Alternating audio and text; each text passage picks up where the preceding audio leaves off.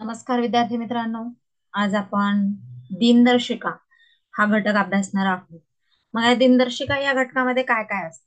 तर या प्रकारच्या प्रश्न प्रकारामध्ये वर्ष असतात, त्यातील एखाद्या दिवसाची तारीख, वार इत्यादी माहिती दिलेली असते आणि त्या आधारे आपल्याला दुसऱ्या वर्षातील एखाद्या दिवसाचा वार किंवा अशी इतरत्र वाढदिवस वगैरे यावर डिपेंड आपल्याला प्रश्न विचारलेले असतात. मग त्यासाठी आपल्याला हे दैनंदिन वापराचे जे दिनदर्शिका असते त्याची माहिती असणे गरजेचे आहे. आता पहा,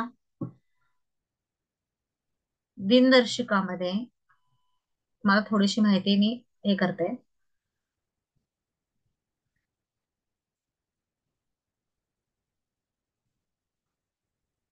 आता सर्वात अगोदर दिनदर्शिका ही सर्वांना माहिती आहे. वर्ष आहे, कोणतं इयर. आता सध्या आपलं चालू आहे 2024. हे झालं वर्ष. एका वर्षामध्ये किती महिने असतात? अगदी बरोबर, 12 महिने असतात. मी जो प्रश्न विचारेल त्याचं उत्तर तुम्ही कमेंट बॉक्समध्ये लिहित चला. ओके. तर एका वर्षामध्ये किती महिने असतात? 12 महिने असतात. सर्वांना महिने माहिती आहेत. जानेवारी ते डिसेंबर इंग्रजी महिने आणि त्याचप्रमाणे मराठी महिने हे देखील माहिती असणं गरजेचं आहे. हं. तर ह्या 12 महिने, आता त्यामध्ये 12 महिन्यामध्ये आता सुरुवातीला आपण दिवसाची संकल्पना घेऊया. एका दिवसामध्ये एक दिवस आहे. दिवसामध्ये किती तास असतात? 24 तास असतात. 12 तासांचा दिवस आणि 12 तासांची रात्र मिळून किती असतात? 24 तास. जर समजा आपल्याला प्रश्न असा विचारला, एका दिवसाचे तास करायचे. आता सर्वांना माहिती आहे एका दिवसात किती तास असतात? 24. आता तुम्हाला सांगितलं 24 दिवसांचे तास किती, असा प्रश्न विचारला तर सोप्पा आहे, हो की नाही? तर 7 दिवसांना 24 ने गुणायचं म्हणजेच उत्तर येणार आहे आपल्याला किती तास येतील. पण जर आपल्याला असं विचारलं तासांचे दिवस करा, तर 660 तासांचे दिवस किती होतील असा प्रश्न विचारला, तर तुम्ही काय करायचंय? 660 भागिले 24 करायचं. कितीने भागायचंय? मग दिवसाने भागायचं म्हटल्यावर 7ने करायचं. ओके, समजलं सर्वांना? त्यानंतर दिवस झाल्यानंतर काय होतो? आठवडा असतो. किती दिवसांचा आठवडा असतो? तर 7 दिवसांचा. 7 दिवसांचा आठवडा असतो. आठवड्यांचे दिवस करताना तर समजा आपल्याला आठवड्याचे दिवस करायचे सांगितलेले आहे, तर आपल्याला काय करायचंय? 7ने गुणायचं. आणि दिवसांचे जर आपल्याला आठवडे करायचं सांगितलं तर त्याला काय करायचंय? 7ने भागायचं आहे. समजले? आता झाला दिवस, झाला आठवडा, झाला आठवड्यानंतर किती? 15 दिवसाला आपण पंधरवडा म्हणतो, हो की नाही? त्यानंतर असतो महिना. एक महिना. एक महिन्यामध्ये किती दिवस असतात? साधारण 30 दिवस असतात. आता तुम्हाला हे माहिती आहे कोणत्या महिन्यामध्ये 31 दिवस असतात, कोणत्या महिन्यामध्ये 30 दिवस असतात, कोणत्या महिन्यामध्ये 28 किंवा 29. पण जर समजा तुम्हाला महिन्यांचे दिवस करायला सांगितलं तर महिन्याच्या संख्येस 30 गुणायचं आणि दिवसांचे महिने करताना मात्र 30ने भागायचं. आता हा झाला महिना. असे 12 महिने झाल्यानंतर आपलं होतं एक वर्ष कंप्लीट. एक वर्ष, एक वर्ष, एक वर्ष म्हणजेच आता आपले टोटल आठवडे किती होतात? 52 आठवडे. किती आठवडे होतात? मग आता आपल्याला वर्षाचे आठवडे करायचे सांगितले तर काय करायचे? 52ने गुणायचं आणि आठवड्यांचं जर वर्ष करायचं सांगितलं तर 52ने भागायचं. आता हे लक्षात ठेवायचे की दर 7 दिवसानंतर, प्रत्येक 7 दिवसानंतर तोच वार येतो किंवा 7 दिवसापूर्वीचा पणही तोच होता. आता समजा आज सोमवार आहे, तर अजून 7 दिवसांनी काय होणार आहे? सोमवारच येणार आहे. किंवा याच्या मागच्या 7 दिवसांनी गेल्यानंतर सोमवारच होता. किंवा कळाला 7 दिवस 7 मिळवले किंवा 7 वजा केले तरी काय होतं? तोच वार येतो. प्रत्येक 28 वर्षानंतर दिनदर्शिका तीच येते. आता समजा आपली आहे, आता साल आहे 2024 हे साल आहे. तर बघा आपली आत्ताची ह्या वर्षीची जी दिनदर्शिका आहे तीच दिनदर्शिका आपली येणार आहे 2052 साली. सेम दिनदर्शिका असणार. म्हणजेच काय? दर प्रत्येक 28 वर्षानंतर तीच दिनदर्शिका येते. आता सर्वांना माहिती आहे सामान्य वर्ष आणि लीप वर्ष. आता ते कसं ओळखायचं मी थोडक्यात तुम्हाला सांगते. आता सर्वांना माहिती आहे साधं वर्ष किंवा सामान्य वर्ष म्हटलं जातं आणि लीप इयर म्हणजे ज्या वर्षाला 4ने निशेष भाग जातो त्याला म्हटलं जातं लीप वर्ष. आता मग ते कसं काढायचं? समजा आता आपलं आहे 2024. ह्यातले काय करायचे? शेवटचे दोन एकक आणि दशक स्थानचा संख्या घ्यायची. 4ची कसोटी माहिती आहे ना तुम्हाला? तर ह्या संख्येला 4ने भाग जातो का? 4 7 24. म्हणजे हे काय झालेलं आहे? लीप वर्ष आहे, हो की नाही? आता आपण पुढे घेऊया, 2025 घेऊया. आता शेवटचे अंक, एकक दशक घेतलं, हे लीप वर्ष आहे का? नाही. मग लक्षात घ्यायचं, हे कोणतं वर्ष झालं? सामान्य वर्ष झालं. आणि लीप वर्षामध्ये फेब्रुवारी महिन्यामध्ये 29 दिवस असतात. कोणत्या महिन्यामध्ये? फेब्रुवारी मध्ये. आणि जर लीप वर्ष नसेल तर फेब्रुवारी महिन्यामध्ये असतात 28 दिवस. एवढं लक्षात ठेवायचं. काय असतंय? आणि ह्यांना कसं कळायला, भागाचं कळालं? 2026 घ्या तुम्ही, समजा 2026 घ्या. शेवटचे अंक 26. 26 ला 4 ने भाग जातो का? नाही. म्हणजे हे लीप इयर नाही. 2027 घ्या. 27 4 ने भाग जातो का? नाही. मग परत 2028 घ्या. बघा, 4 7 28, हे लीप इयर आहे. म्हणजेच बघा, 2024 नंतर 2028 हे लीप वर्ष आहे. म्हणजे 1 2 3 4, आणि हे लक्षात ठेवायचे की प्रत्येक 4 वर्षानंतर लीप वर्ष पुन्हा येते. आता मग 2028 साल हे जर लीप असेल तर अजून 4 वर्षांनी काय होणार आहे? लीप वर्ष. मग किती साल असणार आहे बरं लीप वर्षाचं? अगदी बरोबर, 2032 हे लीप वर्ष असणार आहे. आता हे झालं सामान्य, आपण साल घेतलं. पण जर शतकातला स्थान दशकातला असेल तर काय करायचं? आता समजा आपल्याला विचारलं 2000 हे साल लीप इयर आहे का? आता म्हणजे 4 ने भागायचं आहे का? नाही. तर त्याला कितीने भागायचं आहे? 400 ने भागायचं आहे. कितीने? 400 ने. मग हे 2 शून्य कट, हे 2 शून्य कट. मग 4च्या पाढ्यात आहे का? 4 1 4 4 25, म्हणजे हे लीप इयर आहे. समजा आता आपण 2100 घेऊया. शतक वर्ष असतात, त्याला 400 ने भाग देऊया. हे 2 कट 2, 4च्या पाढ्यात 21 आहे का? म्हणजे हे लीप इयर नाही. बघा, जर आपण शतकात शतक जर घेतलं, शतक वर्ष किंवा 2000 2100 2200 2300 असं जर घेतलं तर काय होणार आहे? त्याला जर 400 ने भाग दिला तरच ते लीप वर्ष आहे, अन्यथा नाही. ओके, समजले सर्वांना? आता प्रत्येक महिने, तर बघा महिने मी तुम्हाला सांगते. आता आपल्याला इकडे महिने आहेत, याला इंग्रजी ग्रेगरियन वर्ष म्हटलं जातं, आणि जे आपले मराठी महिने आहेत त्याला म्हटलं जातं भारतीय सौर वर्ष. आता महिना जानेवारी फेब्रुवारी आपले डिसेंबर पर्यंत इंग्रजी महिने आहेत. मग सर्वांना माहिती आहे जानेवारी मध्ये किती? 31 दिवस आहे. आता फेब्रुवारीचं तुम्हाला मी आता सांगितलं, जर लीप इयर असेल, लीप वर्ष असेल तर 29 दिवस असतात, आणि लीप वर्ष नसेल तर 28 दिवस असतात. मार्च मध्ये 31, एप्रिल मध्ये 30, मे मध्ये 31, जून जुलै ऑगस्ट सप्टेंबर, ह्या पद्धतीने डिसेंबर मध्ये 31.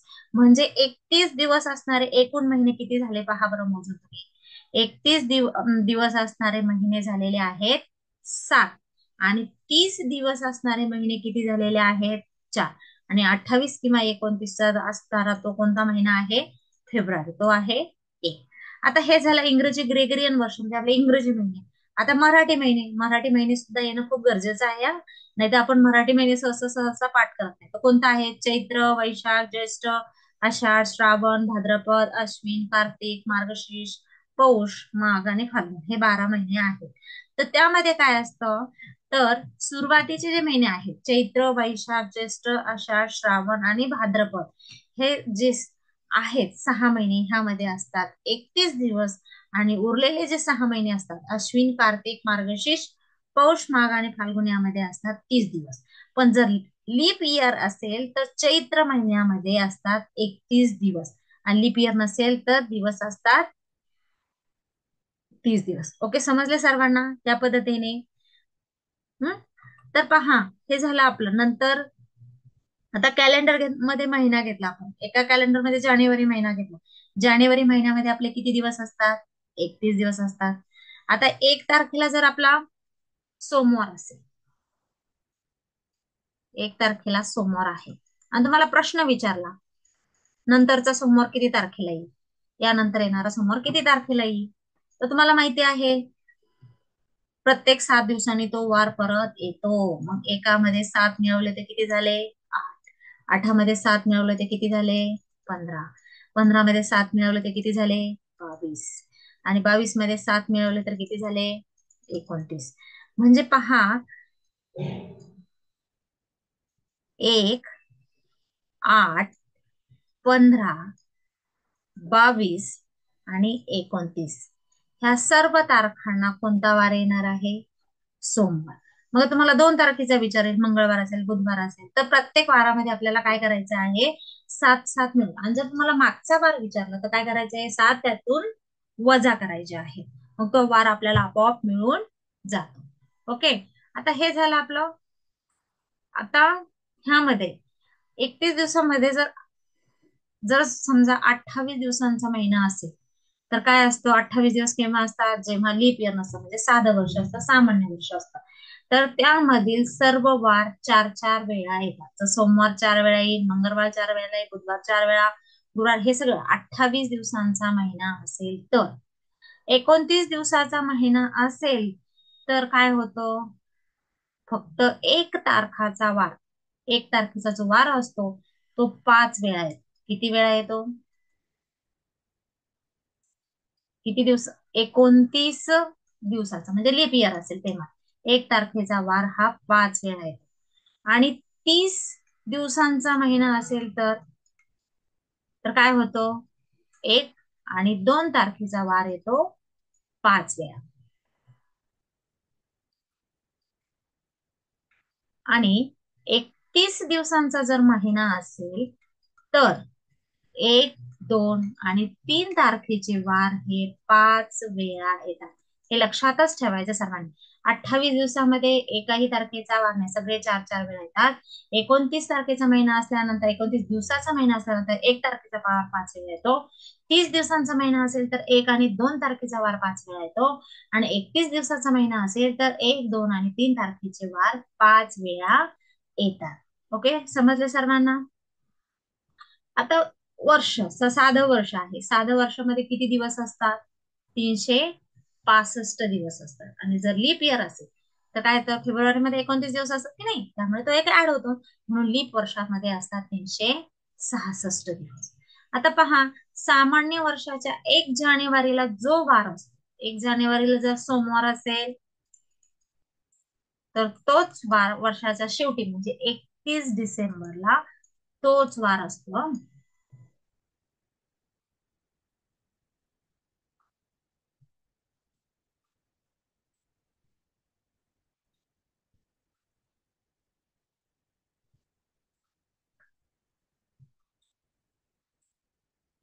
1 जानेवारीला जर सोमवार आहे तर 31 डिसेंबरला देखील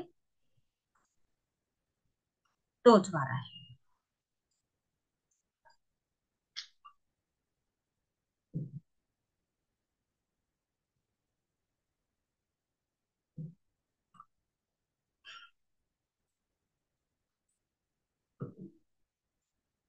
ओके, समजले सर्वांना. आता मला सांगा बरं तुम्ही, एक मिनिट, सॉरी, पेनाचा प्रॉब्लेम होतोय थोडासा.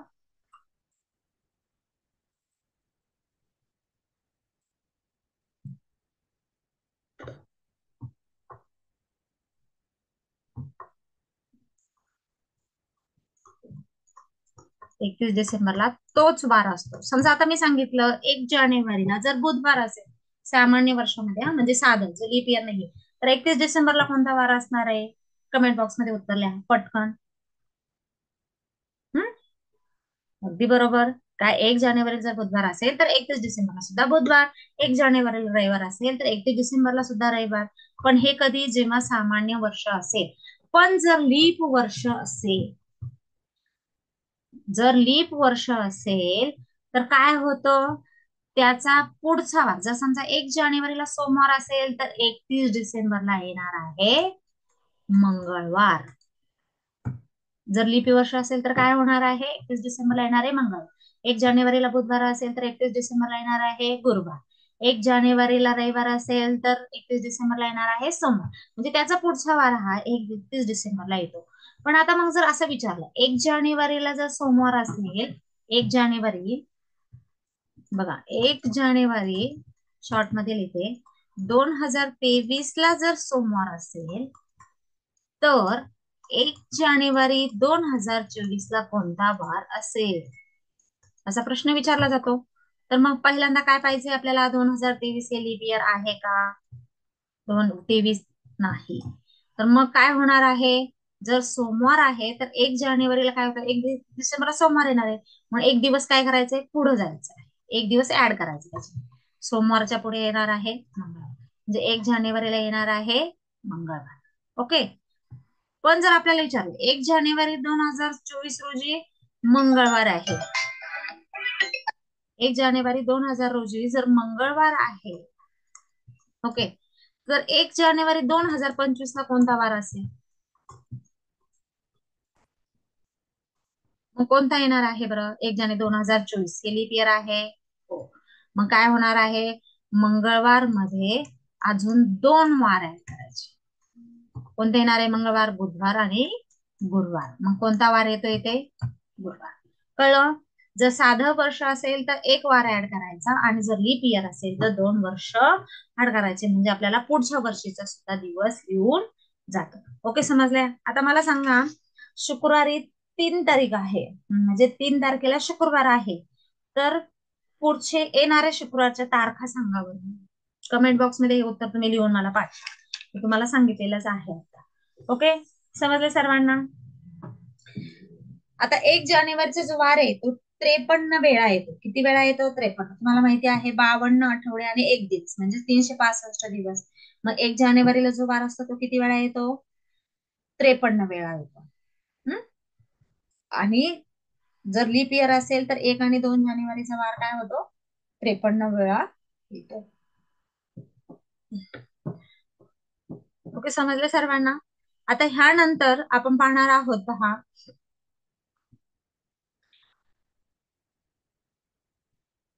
आता बालिका दिन. कधी असतो बालिका दिन? महाराष्ट्र दिन, महात्मा गांधी जयंती आणि नाताळ. दिन विशेष हे सर्वांना माहीत असणं खूप गरजेचं आहे. बालिका दिन, महाराष्ट्र दिन, महात्मा गांधी जयंती, नाताळ या दिवशी सारखाच वार येतो. जर समजा बालिका दिनला मंगळवार असेल तर महाराष्ट्र दिनला पण मंगळवार, महात्मा गांधी जयंतीला पण मंगळवार, आणि नाताळला देखील मंगळवार येतो. म्हणजे तुम्हाला नाताळ केव्हा येते हे माहिती असणं गरजेचं आहे. कधी असतो नाताळ? 25 डिसेंबर. गांधी जयंती 2 ऑक्टोबर. अगदी बरोबर. महाराष्ट्र दिन 1 मेला. ह्याप्रमाणे मग त्याच्यासाठी एक कृती बघा, बालिका महाराष्ट्रात, गांधी नाताळ. मग हे सर्व तुम्हाला वार लक्षात, ही कृती लक्षात ठेवली की लगेच आपल्याला काय होतं, त्या दिवशी येणारा वार हा सारखाच असतो हे समजून जाईल. आता स्वातंत्र्य दिन 15 ऑगस्ट. कधी असतो स्वातंत्र्य दिन? 15 ऑगस्ट. टिळक पुण्यतिथी कधी असते? 1 ऑगस्ट. बाल दिन 14 नोव्हेंबर आणि शिक्षक दिन 5 सप्टेंबर. ह्या चारही दिवशी काय होतो? एकच वार येतो. हे देखील लक्षात ठेवायचं आहे. आता जर समजा आपल्याला विचारलं पासून म्हटल्यानंतर काय करायचंय? मी 4 मे पासून 15 मे पर्यंत सुट्टीवर होतो, तर काय करायचंय? पासून म्हटल्यानंतर तो सुरुवातीच्या दिवसापासून 4 तारीख सुद्धा त्यामध्ये पकडायची आहे, आणि शेवटपर्यंत पासून म्हटल्यानंतर लक्षात ठेवायचं आहे. ओके. आता दिनदर्शिकेवरील प्रश्न सोडवताना काय करायचं आहे? आता आपण सुरुवातीला घेणारच आहोत, मी तुम्हाला थोडस नंतर मी समजूनच सांगणार आहे. आता बघा, त्यावर आधारित आपण काही प्रश्न सोडवणार आहोत. तर बघा, सुरुवातीला लिप इयर ही संकल्पना सर्वांना समजली. लिप इयर कसं ओळखायचं? ओके. आता बघा, पहिला प्रश्न आहे, 3 सप्टेंबर रोजी शनिवार होता, तर त्या महिन्यात किती रविवार येतात? बघा, इथे विचारलेले आहे 3 सप्टेंबर रोजी शनिवार होता, मग रविवार कधी येणार आहे पहा, सांगा बरं मला. 3 सप्टेंबरला शनिवार आहे, तर 4 सप्टेंबरला काय येणार आहे? रविवार येणार आहे. हो की नाही? बरोबर. 4 सप्टेंबरला रविवार. मग पुढचा रविवार पुन्हा कधी येईल? त्याच्यामध्ये 7 दिवस ऍड करा. 4 आणि 7 11, 11 आणि 7 18. 18 आणि 7 25, 25 आणि 7 32. महिन्यामध्ये 32 दिवस नसतात. म्हणजे बघा, 4 11 18 आणि 25 ह्या तारखेला रविवार येतो. म्हणजे मग सप्टेंबर महिन्यात किती रविवार आले बरं? 1 2 3 4. मग कोणता पर्याय येणार आहे? आपला पर्याय क्रमांक 1. ओके, अशा पद्धतीने आपल्याला सोडवायचे आहे.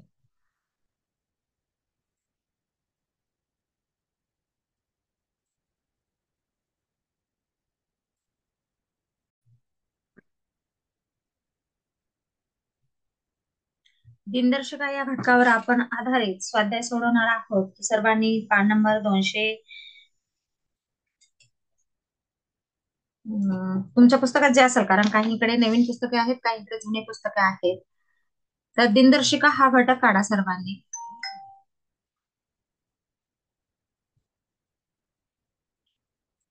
माझं पहा पान नंबर 196 आहे.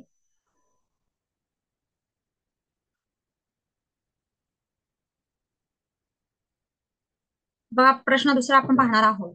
5 आठवडे म्हणजे किती दिवस? आता आपल्याला आठवड्यांचे दिवस करायचे आहेत, मग काय करावं लागेल? एका आठवड्यामध्ये किती दिवस असतात? 5 असतात. हे 7 असतात, हो की नाही? तर मग 5 आठवड्यामध्ये किती दिवस असतील? 5ला आपण 7ने गुणणार आहोत, मग किती येणार? 35 दिवस. पर्याय क्रमांक 4 हे उत्तर येणार आहे. ओके. नंतर प्रश्न तिसरा आहे, खालीलपैकी कोणते लीप वर्ष नाही? आता तुम्हाला सुरुवातीला सांगितलं होतं लीप वर्ष कसं ओळखायचं. तर शेवटचे 2 आकडे घ्यायचे. आता बघा हे शतक वर्ष आहे, याला कितीने भागायचं आहे आपल्याला? 400. 2 शून्य कट करा, हे लीप इयर आहे. 4 पंचे 20. बघा हे 2 अंक घ्या, 02. त्याला 4ने भाग जातो का? नाही, म्हणजे हे लीप इयर नाही. शेवटचे 2 अंक घ्या, 4. 4ला 4ने भाग जातो, हे लीप इयर आहे. शेवटचे 2 अंक 08, याला देखील 4ने भाग जातो, ते सुद्धा लीप इयर आहे. मग आपल्याला प्रश्न काय विचारलाय की खालीलपैकी कोणते लीप वर्ष नाही? तर पर्याय क्रमांक 2 हे त्याचं अचूक उत्तर आहे.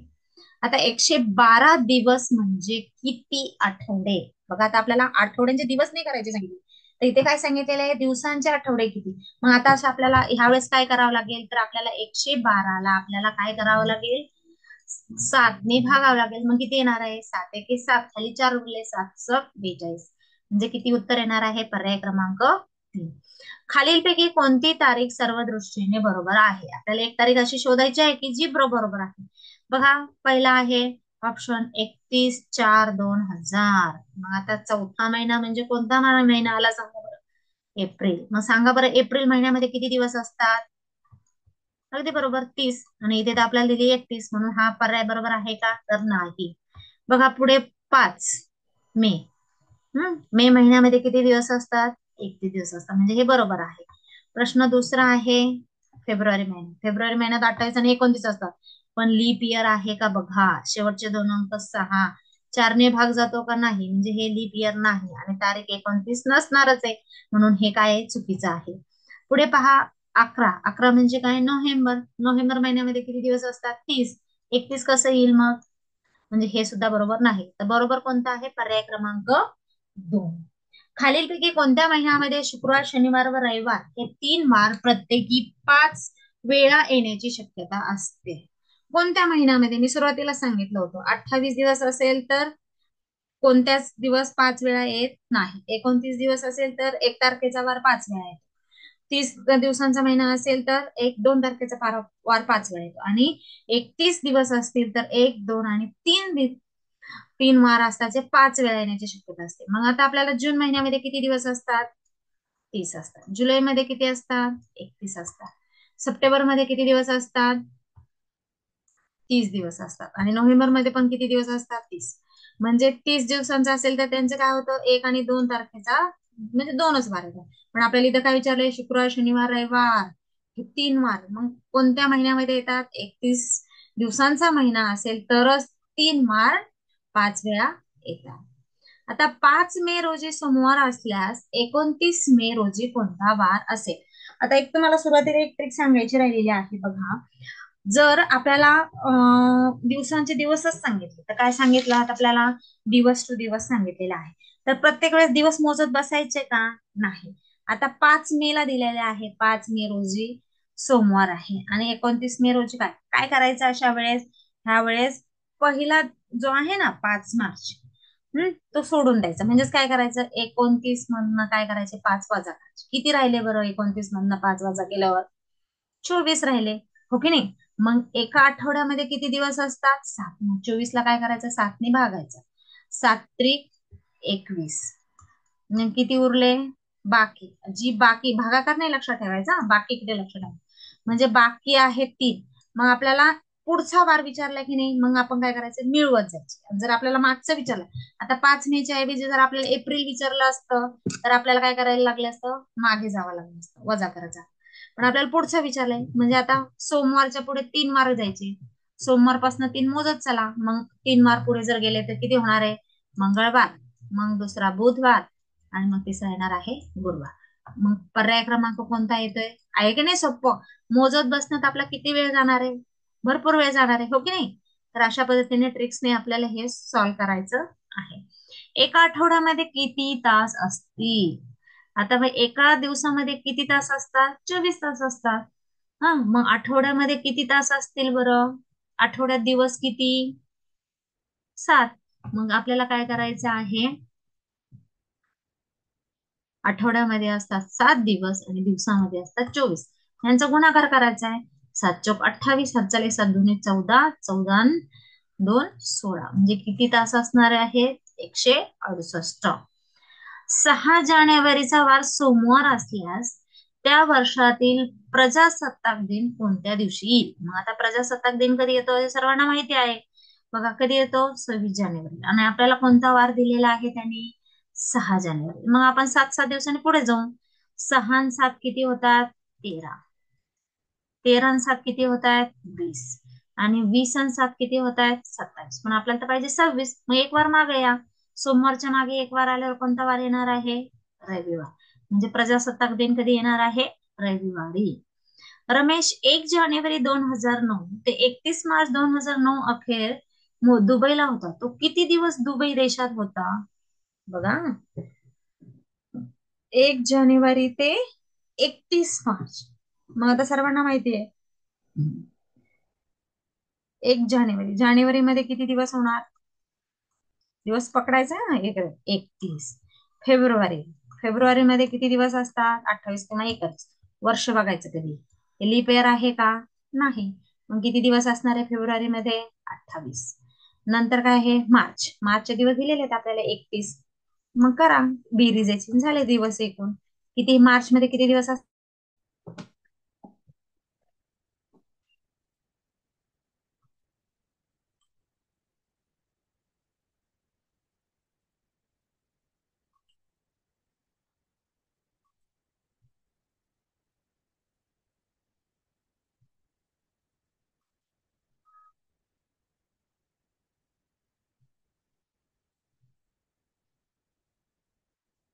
पहा, नेटवर्कचा थोडासा इश्यू असल्यामुळे मध्ये डिस्कनेक्ट झाली आपली मीटिंग. तर पुढचं घेऊया आपण. आता पुढे आपल्याला कोणता झाला? आपला दुबईचा झाला. प्रश्न 11वा आहे आपला. एप्रिल महिन्यात 3 तारखेस शनिवार असेल तर महिन्यात शेवटच्या शनिवारी किती तारीख असेल? एप्रिल महिन्यात 3 तारखेस शनिवार होता. मग 7 दिवस पुढे जाऊ. 3 आणि 7 किती? 10. 10 आणि 7 किती? 17. 17 आणि 7 किती? 24. 24 आणि 7 किती? 31. हा, आता बघा, एप्रिल महिन्यामध्ये किती दिवस असतात ते लक्षात आहे. जानेवारी, फेब्रुवारी, मार्च, एप्रिल. एप्रिल मध्ये 31 दिवस असतात का? नाही. तर 30च दिवस असतात. मग 30 या तारखेला कोणता शुक्रवार येणार आहे?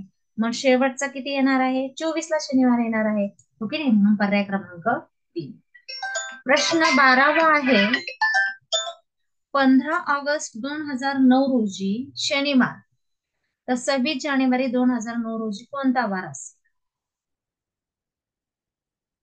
आता तुम्हाला महिने टू महिने करायचं असेल तर त्याची पण सुद्धा एक ट्रिक सांगून जाते बघा. आता आपल्याला ऑगस्ट ते जानेवारी करायचं आहे 2009. 26 जानेवारी 2009. आता त्याच्यासाठी पण सुद्धा आपल्याकडे एक ट्रिक आहे, पण ते तुम्हाला थोडस समजणं अवघड जाईल. तर आपण महिन्यावारी करू. 26 जानेवारीला कोणता वार असेल? तर बघा,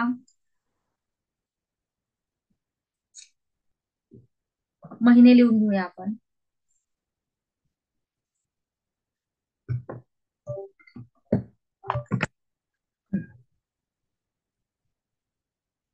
तर बघा, जानेवारी. जानेवारीमध्ये आपल्याला 26चं विचारले आहे. मग 31 - 26 किती दिवस राहतात तिथे? 5 जानेवारीचे 5. फेब्रुवारीचे वर्ष कोणते? 2009, म्हणजे लेप इयर नाहीये. 28. मार्चचे किती?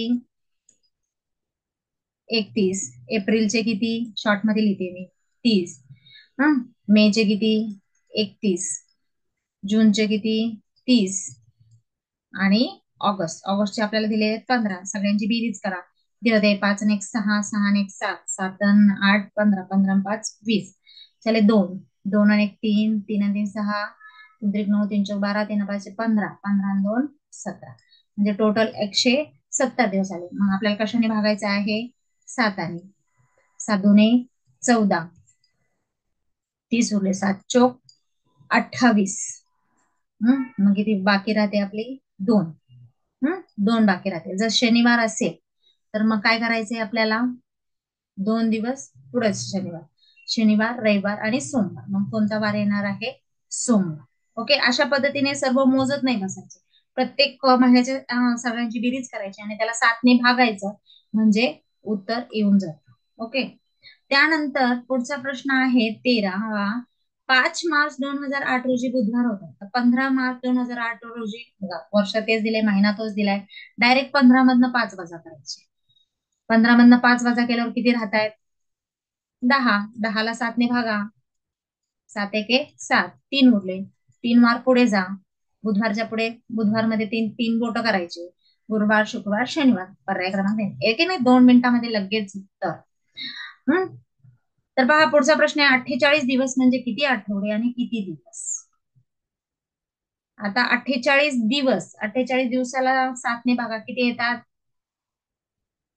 7 चोकून 42, हो की नाही? म्हणजे काय येणार आहे? 6 आठवडे. आणि बाकी किती राहते?